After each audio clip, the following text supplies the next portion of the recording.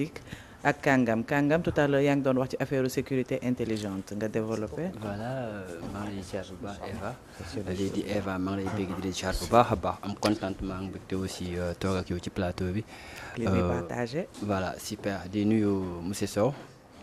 baax namoon naa la trop. oui nga ñëw gisee damay laajte rek rek voilà c'est ça temps yi moom bokkuñu heure quoi. mais noonu la mais c'est ça di téye la rek. voilà tey nag ñu ngi waxtaanee on peut dire l'internet des objets LOT wala ñu ne sécurité intelligente mu nekk loo xamante ne tey jumtukaay yi ñuy utiliser yëpp looloo ci ëpp. te ràññeewuñu ko juste tey nag thème bi dama ko utiliser pour ñu bàyyi ci xel ne am na te mun nañu noppal ci lu bëri. bu ñu nee LOT nag l'internet des objets waaw maanaam appareil yi communiquer seen biir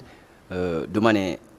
doomu aadama du ci intervenir mais as tuut rek la ciy intervenir mu nekk loo xamante ne am na solo lool tey comme serrure digitale yi xam nga reconnaissance faciale yeeg ak code PIN yi ñu ciy installé genre yooyu yëpp tey jii aussi comme ça oto xam nga mooy GPS bi nga fay bàyyi mu connecté application bi fii nii ak sa téléphone ngay suivre say alal en temps et en heure tout le temps nga xam ci lu mu nekk voilà wala sa doom saakam nga def ko ci da ngay mën a am loo xamante ne xam nga daanuta am donc l'internet des objets dina la jàppale pour nga mun a nekk en sécurité wala ngay sàmm sa moomeel loolu moo nekk thème bi tey mu nekk loo xamante ne aussi sénégalais yi war nañ ko mun a habituer pour mun a mucc ci insécurité voilà solution la pour loolu parce que tey jii nii bu nekkee am nga possibilité tey am benn serrure digitale boo xamante ne reconnaissance faciale la wala code PIN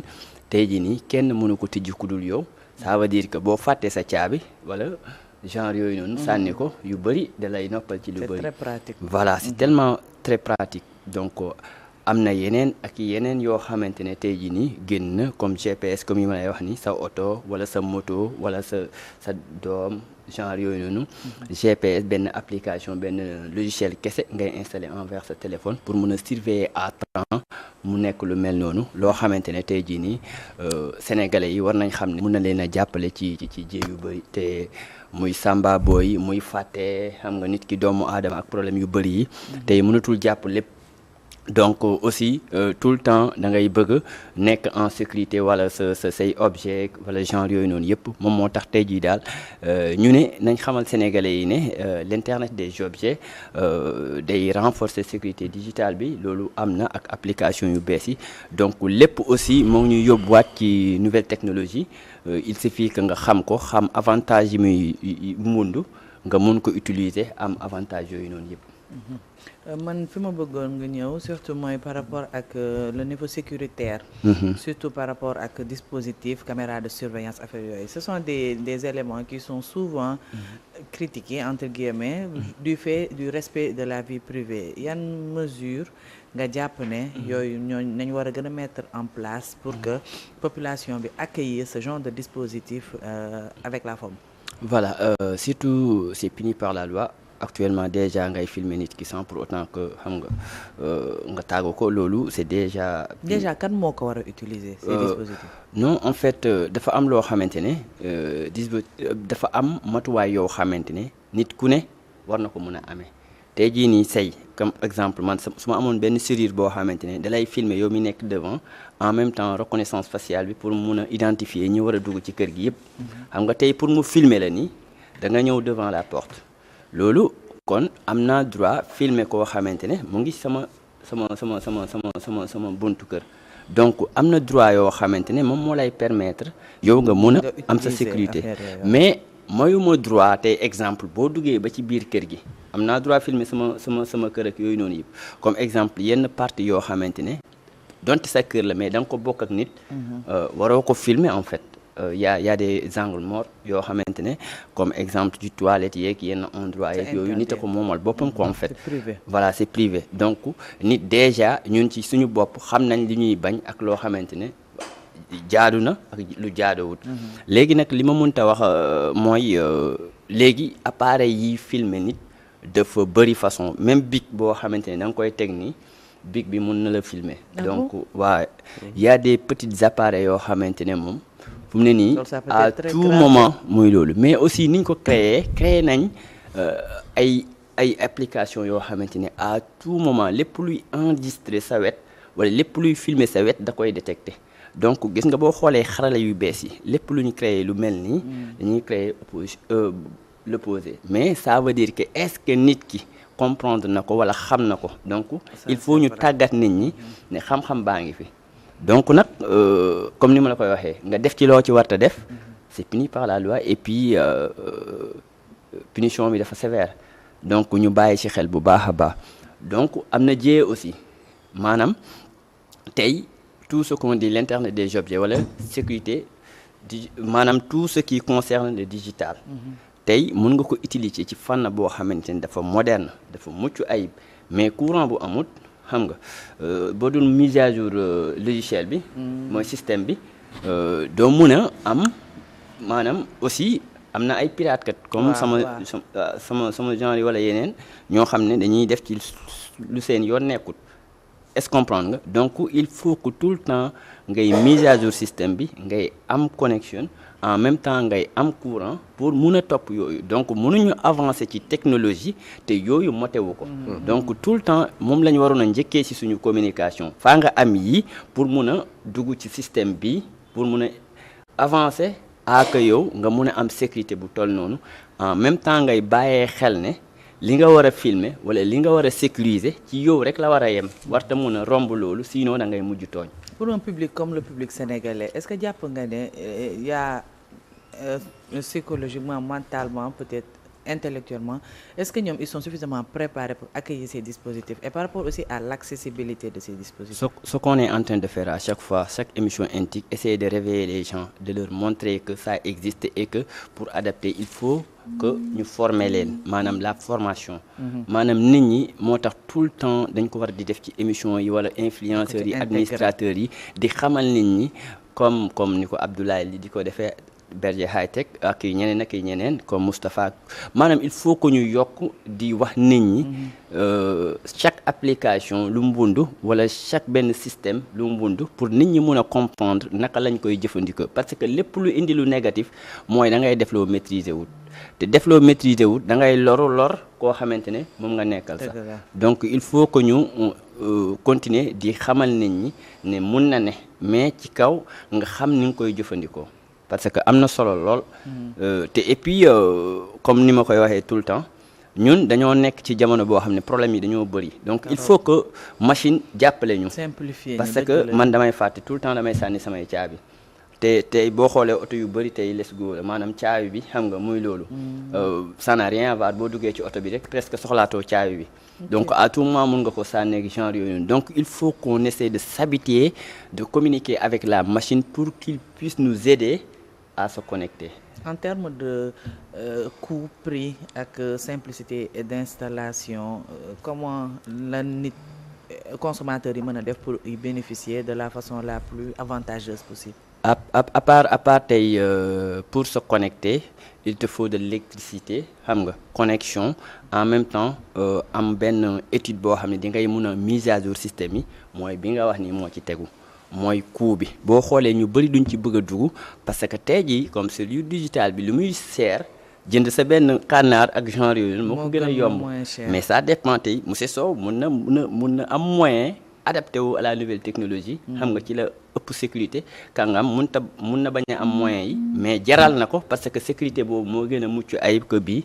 mais dafa laaj xam-xam donc on peut dire que ne war nañ fexe aussi ci côté gouvernement bi yombal mbir mi ba tax na aussi du nekk benn gàllankoor ba nit ñi duñ ci dugg parce que nit ñi faa ñu dugg ci parce que buy bëri te nit ñi comprendre ñu ko ñu koy utiliser comprendre ñu ko donc day indi danger. te jamono moo toll foo xamante ne sax actuellement tout est digitalisé. Exactement. Tout le monde doit pouvoir en profiter de la façon la plus saine possible xanaa ma bàyyi Alioune Sow su fekkee am na des questions par rapport à cela. Oui bon c'est vrai que ni mi ngi affaire vidéosurveillance dafa xaw a wala caméra dafa xaw a doy waar léegi. am na ay côté avantageux ak côté yoo xam ne baaxul négatif mi ngi doon wax léegi ni même les stylos là léegi dañuy filmer mais même sa lunette yi il faut ma xool ba xam ndax nekkoo di ma filmer tu me donnes des idées là parce qu'il y a des lunettes qui c'est vrai lunette rek dañ la ci filmer. En tout cas je l'ai vu en France xaw ma ndax am na Sénégal wala mais gis naa ko bitim réew. donc juste dire que ni beneen bémol aussi moo xam ne am na ci li Kangam wax léegi. moom mooy xam nga li muy wax ni yëpp day fonctionner parce que il y a de l'électricité. ak internet. ak internet. connexion bu fekkee ni amuloo connexion amuloo courant bu doy c'est sûr que dina poser un problème. mais suñu président bi nee na léegi mu def internet gratuit pour tout le monde. waaw sauf que bu courant coupé ce sera plus gratuit parce que tu seras obligé de patienter encore. donc c'est pas une gratuité 100%. je dis juste que ni rek ni il faut vraiment développer kii bi internet électricité bi au Sénégal. pour que lépp li nga xam ne dafa lié à la technologie. ci suñu monde contemporain bi. il faut que mu am bu amul kii bu amul. boobu l'électricité day poser un problème parce que l'électricité moom mooy tout l'énergie en réalité. te loolu dañ ci am ay déficit. donc peut-être que ni bu ñu gënee concentré wu ci loolu. après xëy na dinañ mën a faciliter yu bare yi nga xam ne moom la Kangam di wax fii nii. Sénégal ba Sénégalais yi mën ci profiter ba sax am ay choix. comme ni mu ko expliqué par rapport ak différence yi nga xam ni dafa nekk en termes de vidéosurveillance. c'est je crois que ni bon. xam nga man toujours rek développement énergie la ba pare d'abord. lépp lu ma wax nii rek sama xel baa ngi tourner encore. ci énergie pour qu'on soit là il faut que moom énergie. pour que qu'on soit visible tout est lié à l'énergie. même effort sax énergie la. c'est vrai énergie la donc je pense que ni il nous faut déjà régler ce problème. d'électricité au Sénégal ba ñu am 100% d'électricité nga xam ne béréb boo dem dina tàkk nga xam ne après mbirum vidéosurveillance yi même à l'avenir sax dina gën a moins cher. parce que je crois que ni Kangam wax na ci mais waxul ci waxu coût yi. parce que quand même dans nos pays sous-développés on a quand même des difficultés. par rapport ak weccet bi ñuy am. ti di ko consacrer ci suñu yeneen priorité.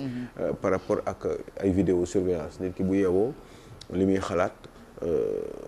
c'est forcément lekk naan plutôt que voilà. Et pourtant c'est tellement pratique et tellement sécuritaire mais pour cela il faut que say besoins primaires yi quand même nga gérer leen dans un pays qui semble être. et puis booy surveiller sax il faut nga surveiller loo am mais boo amul dara amoo looy surveiller. mais je pense que niveau sécuritaire moom chaque maison peut en avoir besoin parce que le Sénégal est devenu un pays très dangereux il y a beaucoup d'insécurité sur tous les plans. mais la première sécurité c'est de manger d'abord d'être tranquille après de penser à se protéger soi-même. mais ku dem ba nekk ci yenn situation yi sécurité pour ñu lay kii ak yooyu sax du nekk ci sa xel li ngay xalaat kay mooy boo yeewoo lan ngay am pour def sa biir quoi. man bëggoon naa aussi mu ñëw surtout sur wasaan nga ko doon wax affaire pirates mais les dangers les menaces et comment les ñun ñu nga xamante ne peut-être nous ne sommes pas forcément concernés quand je dis nous qui ne sommes pas forcément concernés par exemple une personne pour assurer la protection peut-être de son entreprise wala dara il prend toutes les précautions nécessaires léegi nag yow mi nga xamante ne tu es une personne externe comment tu peux faire pour te protéger ba nga xamante ne loolu du entacher peut-être ci sa intimité sa vie privée et tout ça. waaw sama dernière intique nag moom laa doon wax ak sama benn invité fii nii dafa am loo xamante ne tout le temps maa ngi la koy wax sànq mooy lépp looy def te defin bi melul ni mu war a mel loraange lay mujj. ça veut dire que yow boo xamee ne lii maîtriser woo ko il faut nga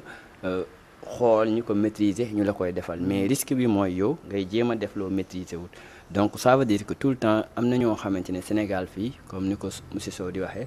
wax dëgg yàlla am na ay jeunes yu xarañ comme ci côté cybersécurité beeg yooyu noonu tey koo fi woo fay ko li nga ko war a fay mu defal la loo xamante ne tubaab sax mënu ko defar j'en suis sûr mais nag yaa ngi insister ci fay ko li nga ko war a fay waaw moom parce que tey jii nii xarala yu yées yi loolu mooy problème bi coût bi moo ngi koy wax sànq parce que tey jii nii xëy na Sénégal nag dafa nekk dëkk boo xamante ne ñëpp amuñu moyen mais tey am na nu ñuy waxee ci technologie sax mënuñ ko wax pour ñëpp déedéet dañ koy wax pour ñi am moyen parce que pour nga dugg fa dafa am loo war a yor parce que tey jii nii pour ñu gérer li nga wax nii tey sa kër lépp mun nga ko def ngay surveiller lépp à temps et en détecteur de mouvement yi xam nga ultrasonore bi son bu lii sax mu détecter signal maanaam même kër gi sax ci boppam tàngoor bu changé wala am loo fayut mu signaler la ko nga digitaliser ko à 100% mun na nekk mais. même taal sa gaz sax. exactement boo ko fàttee da lay rappelé boo nii bay waaj a kii fekk da nga anticiper avant ngay dem liggéey bala ngaa wàcc. wala neexee nga taal gaz bi affaire bi commencé di continuer. exactement le temps que ngay yegg si fekk da ngay yegg si rek lekk piñor. voilà parce que da ngay anticiper ci gaz bi quoi. c'est très pratique. fi nga nekk nga koy taale. donc on est en train de dire que ne il faut que ñu adapter mais est-ce que aussi koppar yi wala moyens yi moo ngi fi. donc ñun il faut ñu def formation pour nit ñi comprendre que en même temps gouvernement bi aussi jàpp si à 100%. parce que tey jii nii dina wàññi insécurité bi à 100% bu ñu ko comprendre tey. tey comme maa ngi jàllale benn message sama tonton mi liggéey exemple tey dafa wàcc clinique na bi fan yee ci semaine bii la am mu jógee bureau dem ba clinique na bi am ñu tijji otoom mu doon dugg pour jënd ci pharmacie benn garab ci bëccëgu ndër kaam presque 6 heures ci ngoonmaa bi ñu tijji otoom ci ginnaaw yóbbu saak bi moom bi mu duggee taal oto bi rek mu koy signaler ne porte bi ci ginnaaw en plein jour personne n'a vu. donc voilà loolu moom mooy tax côté technologie day am ay parties yu négatif maanaam fay ko n'importe quelle voiture mun am nañ ay moyens pour tijji ko donc mais ay samba booy ñoo ko def ci bëccëgu ndër kam d'ailleurs sax caméra de surveillance bi jël na image waa ji ba police ñëw na def enquête am ñoo ngi ñaan aussi képp ku gis saak bi am na ay visa yi ci nekk visa Schengen sama tonton la moom moo fay sama étude yëpp sama rakku yaay la mu nekk koo xamante ne aussi wax dëgg yàlla ku gëm la mais information bi jàll nañ ko fi ñu ko war a jàllale yëpp mais dañuy won nit ñi ne Sénégal amul sécurité donc aussi il faut que ñu tey caméra yi ñu installé yëpp am na boor yoo xamante ne tey jii nii même bu ñu récupérer caméra yi clarté bi ak liggéey bi ci war xëy na day manqué ndax moyens yi nekku fi donc il faut que ñu nit aussi ñu jàppale nit ñi pour buñ gisee loo xamante ne melul ni mu war a mel wala loo xamante ne lu négatif la ñu boole leen wala ñu informer leen parce que tey kii la suba yow la. te parfois dañuy gis ay en direct certaines scènes mais dañuy ragal. voilà peut-être répercussions yi mën a am si ñoom moo tax dañuy noppi. en tout cas doon na lu métti mën a jox tey jii ku bëgg installer benn dispositif sécuritaire yan précaution wala yan paramètres la war a prendre en compte pour choisir benn système de sécurité bu intelligent. en tout cas de toute façon di wax aussi képp ku gis saak boobu noonu am ay visa sange bi nekk si kayit yi mën nga ko wax monsieur Aliou Sow la. Aliou Sall moom mooy sama tonton. Aliou Sall moom moo yore saak bi am na ay papier administratif ak lépp képp ku gis mun na woote ci sama numéro wala mu ñëw fii Walfadjri mu nekk loo xamante ne tey jii ñoo ngi sàkku ñëpp aussi képp ku gis affaire boobu parce que bagage am yëpp ak papier këram yëpp ci la nekk waaw bu loolu weesoo aussi comme tey jii ñoom Bamba cybersécurité am na ay club yoo xamante ne uniquement loolu mooy seen liggéey waaw ay xale yu ndaw lañ invité naa ko fi sax maanaam lépp luy sécurité genre yooyu noonu ci yooyu la ñuy yëngu dañuy ñëw sa gàlle jàppale la wala sa entreprise xam nga jàppale ci matukaay yu yées yi ba nga mun a am application yu bees yi wala jumtukaay yu bees yoo xamante ne dina la mun a sàmm aar la te dañ koy connecté ak say appareils yi ba ci caméra de surveillance yeeg yooyu noonu yëpp dina la ci jàppale bu baax a baax di wax aussi Sénégal nañ changé habitude yi des fois buñ gisee loo xamante ne yenuwul maana ñu dénoncé ko te et puis di jéem a def jàmm daal maanaam parce que tey jii nii moom lu waaye def sa bopp nga ko def donc nañ bàyyi yenn yi parce que am ci xam-xam aussi taxul nga war cee def loo xamante ne dafa négatif donc di ñaan ñëpp aussi ñuy utiliser comme li ñuy wax l'intelligence analytique maanaam nit ki ci boppam xam loo xamante ne tey jii bu ñu la ko defee yow du la neex donc technologie dafa toll foo xamante ne ñun liñ ci xam yëpp il faut ñu maandu quoi en fait am benn éducation boo xam ne waruñ ci wane lépp waruñ ci def lu négatif te et puis c'est puni par la loi mais aussi xam nga nit boo nekkee nit en tant que tel waroo def yenn yi donc tey loolu lañ indi woon ci NTIC mu nekk sécurité digitale en même temps mu nekk li ñuy wax LOT internet des objets te mu ñu war a sàmmanteeg ñu dund ak moom donc di wax technologie mun nañu aar mais mun nañ moytandiku buñ ko maîtriser wul bañ ko utiliser sinon dinañu mujj lor donc c'est ça grosso modo. Et en principe, c'est quelque chose de très positif, très pratique, Ouais. mais l'utilisation parfois peut faire défaut. Donc, c'est important que la population soit suffisamment préparée pour accueillir cela, paraît que l'on choisisse les bonnes personnes à la place qu'il faut aussi. Parce que, Surtout ça. ouais, surtout cela aussi. Nous n'avons dépenser ce qu'il faut pour... Parce que pour faire une affaire, franchement, il faut y mettre les moyens. Ça te servira en tout point. Donc, xanaa di ñaanal sa nijaay boobu Alioune Sall waaw képp ku gis ay këyitam mu contacter waa Walfadjri incha allah peut-être mu indi ko foofu parce que sàcc yi ñoom xaalis rek nañ ci jublu mais papier yi ngay perte après yow loolu mooy nekk sa